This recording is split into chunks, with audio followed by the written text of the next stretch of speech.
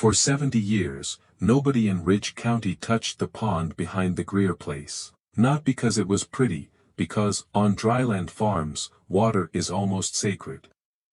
So when 64-year-old Mason Greer rented a track hoe and started cutting a trench straight through the old pond bank, the first neighbor who saw him pulled over in the lane and yelled, "Mason, that pond is the only smart thing your farm ever did." Mason never shut off the engine. By supper, 3 different pickups had slowed in front of his mailbox. By the next morning, the men at the grain elevator were talking like he had burned down a barn for kindling. The question moved faster than rain. Had Mason Greer finally gone soft in the head? He did not answer them. He kept the machine pointed at the water. And 9 days later, when the pond had dropped enough to show its black mud belly, the bucket teeth scraped across something no pond was supposed to have. A row of flat limestone, fitted by hand, running under the water toward a field everyone had given up on 20 years earlier. Mason climbed down into the mud, wiped the stones clean with his glove, and smiled for the first time in a week. Because the pond was not the thing he was trying to destroy. It was the cover over the thing he was trying to find. Mason Greer had spent his life on 96 acres of stubborn ground 3 miles outside Beulah, a town small enough that people still described property by who used to own it. The Greer place had once belonged to his grandmother, Alma, who kept sharper records in flour sack notebooks than most men kept in tax folders. She wrote down calf weights, frost dates, field rent, fence repairs, and every unusual thing the land did. Mason had grown up hearing one sentence from her more than any other. "The ground keeps a ledger, boy. You just have to learn what counts as ink."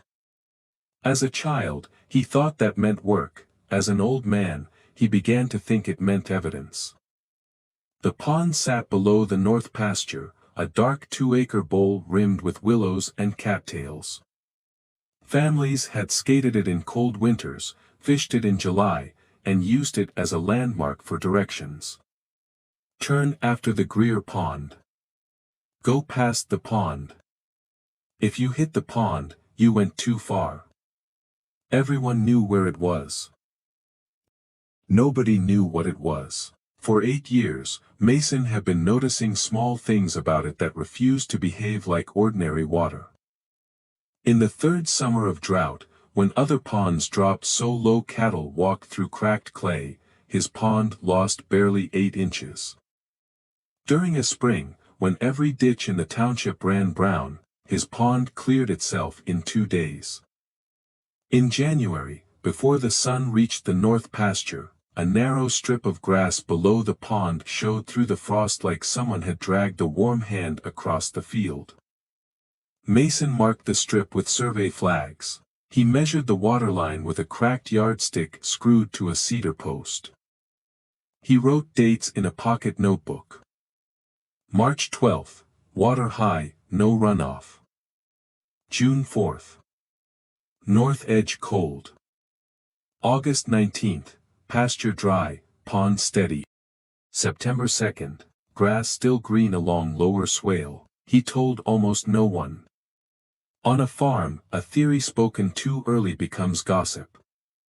A theory tested quietly becomes a tool. The year before he drained the pond, Mason found Alma's oldest box of notebooks in a cedar chest behind the chimney. Most of the pages were ordinary farm life: 6 bushels oats lost to mice. Hail on West corn, new hand pump, $22. Then he found a folded sketch dated 1949. It showed the north pasture before the pond was there. Instead of water, Alma had drawn a shallow ravine, 2 springs marked with blue pencil, and a stone-lined cut running toward the lower field. At the bottom, in her square handwriting, was one warning. Do not bury the cold run. It feeds more than it shows. Mason read that line until the paper started to feel warm in his fingers. The lower field had been the worst ground on the farm for as long as most people could remember. 32 acres of pale corn, thin alfalfa, and cracked soil by late July. Everybody blamed the ridge wind.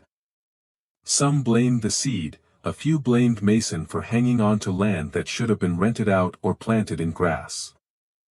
But Mason started wondering if the field had not failed on its own. Maybe someone, decades back, had drowned the ravine, covered the run, and accidentally starved the ground below it. That was the reason he rented the trackhoe, not grief, not stubbornness, not old age. A line in a dead woman's notebook, and 8 years of watching water behave like it was hiding a second life. The day he started cutting the pond bank, his daughter June drove out from town before lunch.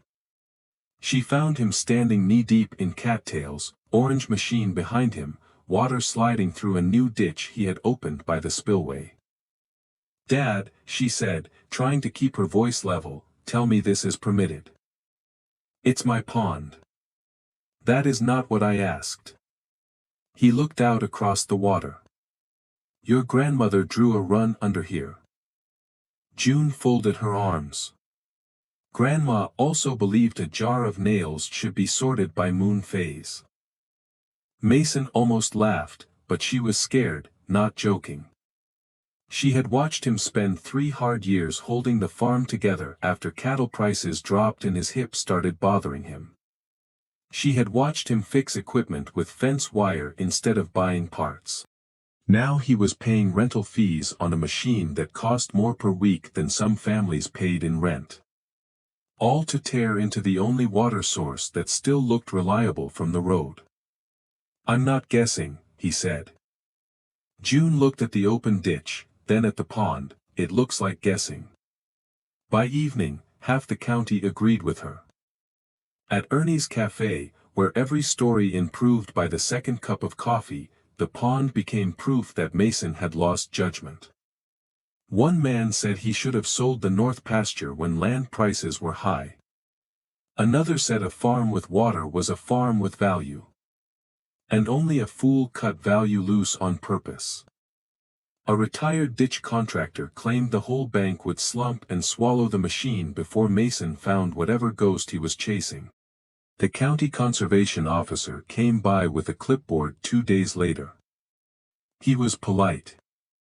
That made it worse. He explained erosion. He explained habitat. He explained silt load and downstream complaints and how old dams, even small ones, could fail ugly if cut wrong. Mason listened beside the lane with both hands resting on the shovel handle. When the officer finished, Mason asked 3 practical questions, nodded at every answer, and changed the trench angle before going back to work. He was not ignoring caution. He was sorting caution from fear. The draining went badly almost from the start. The pond bottom was deeper than he expected. The old spillway was packed with willow roots. The trackhoe threw a belt on the 5th day. A rainstorm hit on the 7th and filled the trench with brown water, undoing 2 days of work before breakfast. Mud climbed the tracks. Mud pulled at his boots. Mud found the inside of his gloves. For 3 mornings straight, Mason woke with his hands swollen so badly he had to run warm water over them before he could close his fingers. Still, he went out. He did not have the confidence people imagined he had. He had a question he could not put down. By the 9th day, the pond had dropped low enough that the cattail roots stood exposed like torn rope. That was when the bucket struck limestone. Not scattered rock. A line, flat slabs placed in a row, each one squared against the next, disappearing beneath the mud toward the lower field. Mason shut the machine down. For the first time since the job began, the farm went quiet enough for him to hear water ticking somewhere under the muck. He stepped down with a shovel and started clearing by hand. The stones formed the top of a narrow, covered channel, old enough that willow roots had woven between them, but too deliberate to be natural. Under the first 2 slabs was a bed of clean gravel, not pond silt. Not clay. Gravel washed smooth by steady water, June came out that evening, expecting to find him defeated. Instead she found 6 feet of the channel uncovered, and her father kneeling beside it with black mud on his elbows. He handed her Alma's sketch in a plastic sleeve. June looked from the drawing to the stones. For a while she said nothing, then she whispered. "That's in the same place." Mason nodded. "Close enough to keep digging." The discovery should have turned the county quiet. It did not. It changed the joke. Now the men said Mason had found an old drain, nothing more. A farm drain, maybe. A forgotten wash line, an abandoned springhouse foundation. They admitted the stones were interesting, then went right back to saying the pond should never have been touched. That was how doubt worked in farm country. First they said there was nothing there. Then, when something appeared, they said it meant nothing. The lowest point came 2 weeks later. A night storm rolled across the ridge with wind hard enough to flatten the sorghum.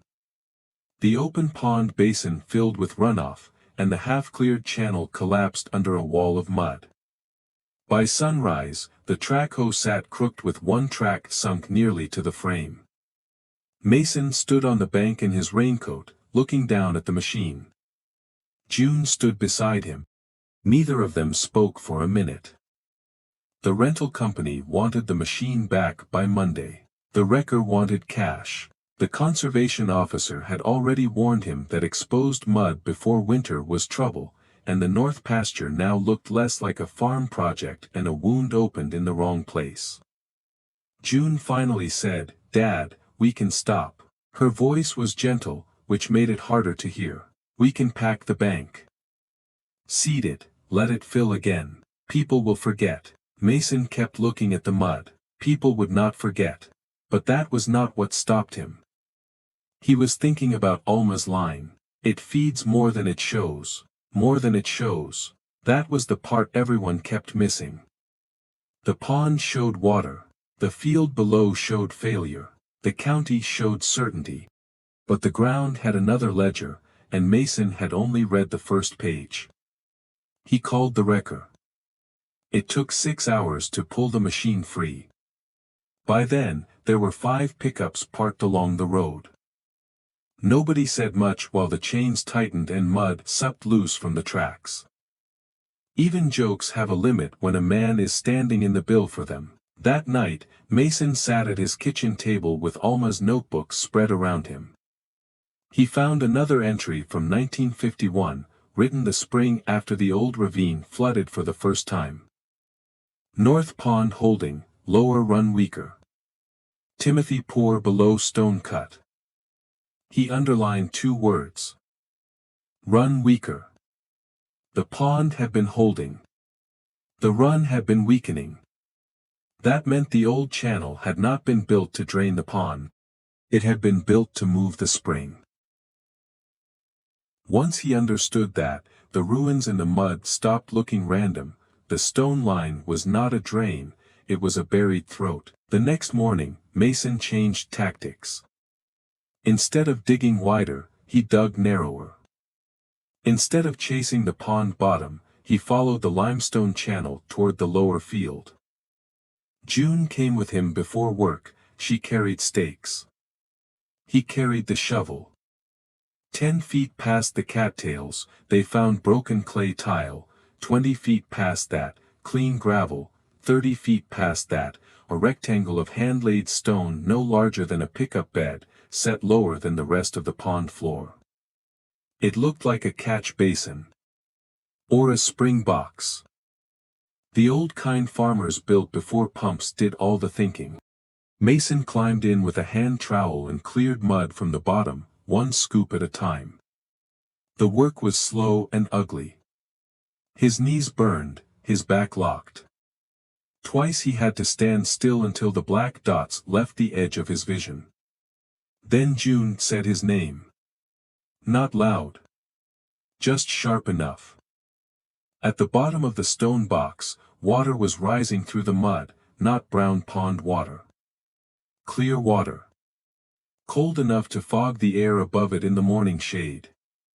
Mason pressed his palm flat against the bottom, and the water pushed between his fingers with a steady force that did not pulse like runoff and did not slow when the clouds cleared. The spring was still alive. It had been under the pond the whole time. For 3 generations, everyone had been looking at the surface and calling it the source. The actual source was below it. When the county hydrologist came out the following week, he brought measuring equipment, flagging tape, and the careful face of a man trying not to promise anything too early. He measured flow for 4 hours. He came back the next morning and measured again. Then again after 2 dry days. The number held close to 31 gallons a minute. Not a miracle.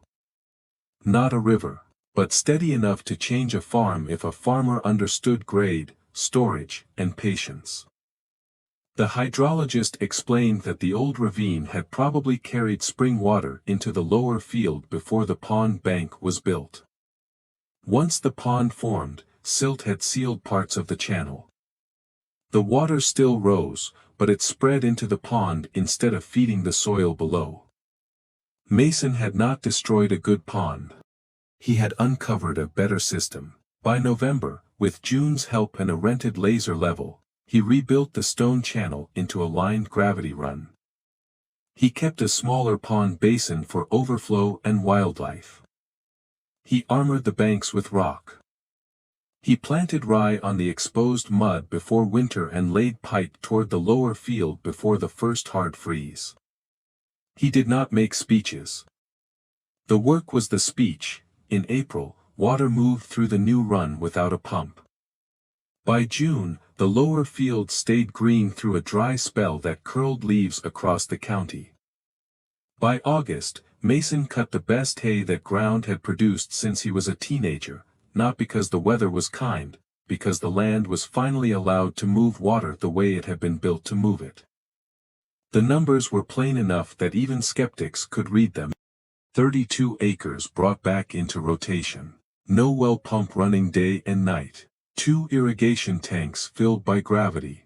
1 lower field that had once been written off now carrying alfalfa thick enough to hide a boot. At the grain elevator the story changed again. Now men said they had always wondered about that pond. They said their grandfathers had mentioned springs in the ridge. They said a cold strip of grass was worth checking. Mason let them say it. There are arguments a man wins by answering. There are others he wins by harvesting. The first neighbor who had called the pond the smartest thing on Mason's farm came by in September. His name was Roy Beller, and he owned the rough pasture beyond the county road. Roy stood at the edge of Mason's lower field, cap in his hand, watching water slip through the narrow stone channel with the quiet embarrassment of a man trying to step around his own words. "I laughed at you," Roy said. Mason looked at the water. "You did." "I was wrong." Mason gave a small nod. Then Roy pointed toward his own pasture. "I've got a strip that stays green by the fence. Frost pulls off it early. Cows stand there in August like it's shade, but there isn't any." Mason waited. Roy swallowed. "You think you'd look at it?" Mason did not hesitate. "Bring flags." They walked Roy's pasture 2 mornings later. Mason did not carry a divining rod. He carried a soil probe, a thermometer, and a notebook. He showed Roy how to look for the ordinary things that did not fit. Frost that broke in a line. Grass that stayed tender when everything else hardened. A low place where insects gathered late. A ditch that ran clear before it should. By the end of the month, Roy had found a seep under a buried clay line, smaller than Mason's, but real. After that, people stopped slowing down to stare at the Greer place. They started stopping to ask. Mason answered the same way he had worked, patiently, specifically, without pretending certainty was the same thing as knowledge. He told them not every wet spot was a spring, not every old story was a map. Not every strange patch of grass was worth tearing up a pond. But he also told them this: land does not usually speak in thunder. It speaks in repeats. A frost line. A cold place, a field that fails the same way every year. A grandmother's sentence that waits 40 years to become useful. 5 years after Mason cut the pond bank, the north pasture no longer looks wounded.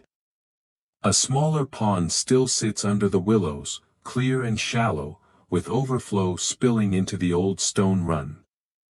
The lower field is back in hay. June keeps the irrigation schedule on her phone, but Mason still writes the water level in a pocket notebook because some habits deserve to outlive the reason people mock them. On certain mornings, his grandson Eli walks the field with him before school.